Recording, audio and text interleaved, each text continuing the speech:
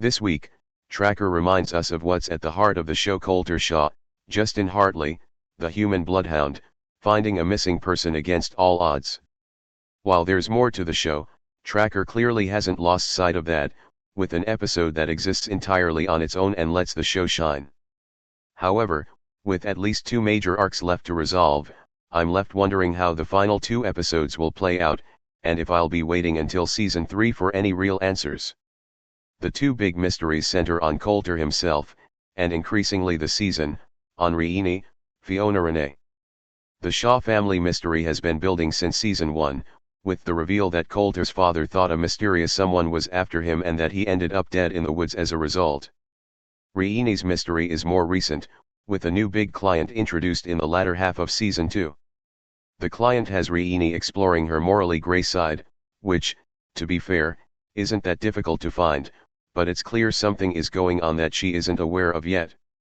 With these 2 bigger arcs simmering under the surface, it's a little surprising that this week's episode, Collision, isn't spending more time playing with them. Despite that, it's still an excellent episode, and it comes with the news that Randy, Chris Lee, is going to be a permanent part of Team Tracker, which is great for everyone who loves his dynamic with both Coulter and Bobby, Eric Grays. Collision brings back key elements of Tracker's best episodes.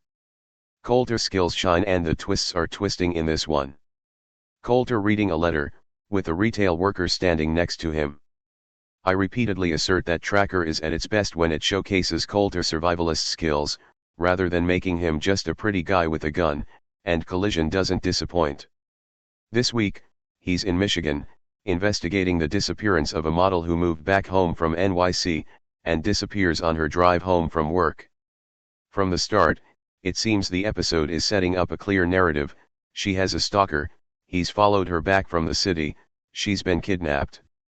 What makes this episode work so well is that while all of those are true, none of them are connected.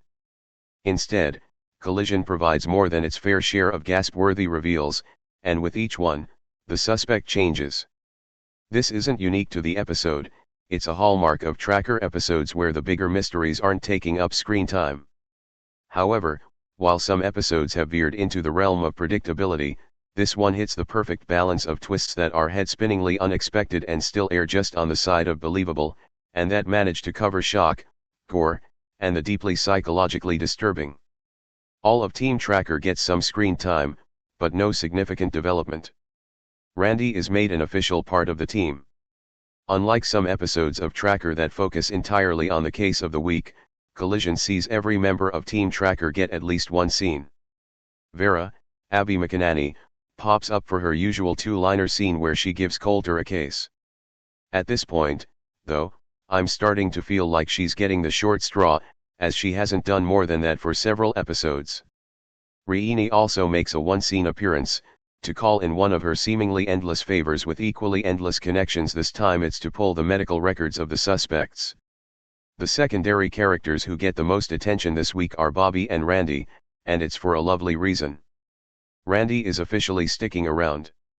Last week's episode, Memories, was all about Randy and Coulter as a double act, but I wasn't sure if it was cementing him in the show, or giving him a solid send-off. That question was answered this week, as Bobby lets Coulter know that his cousin is now officially a partner in his booming business. It may seem like a small detail, but I'm thrilled to see that Randy is sticking around. His dynamic with Coulter is a lot of fun, but it's his sibling-style bickering with Bobby that is a true joy to watch, even in the short scene they share this week. Up next, Riini and her client are in the spotlight in Rules of the Game. Will we finally get answers about Leo's secret? Riini looks over Leo's shoulder, concerned, at a laptop. Next week, the penultimate episode of Tracker Season 2 is going to focus on Riini and her client, Leo, PJ Vadat. Interestingly, it's not because things go sideways and Riini goes missing, which has been in the back of my mind since he showed up and started acting shady. Read the full description below. What's exciting about this description is that it means the episode will be entirely about Riini and her client, unlike some recent episodes, where the focus has been split between this and a case. Rules of the Game is going to have the space it needs to reveal exactly what's going on here. It will also be interesting to see Coulter come to Riini's rescue. The two have history, and with last week's episode hinting strongly at Coulter's one that got away, could this be a soft launch for their relationship? Riene's boyfriend has been noticeably absent for a few weeks.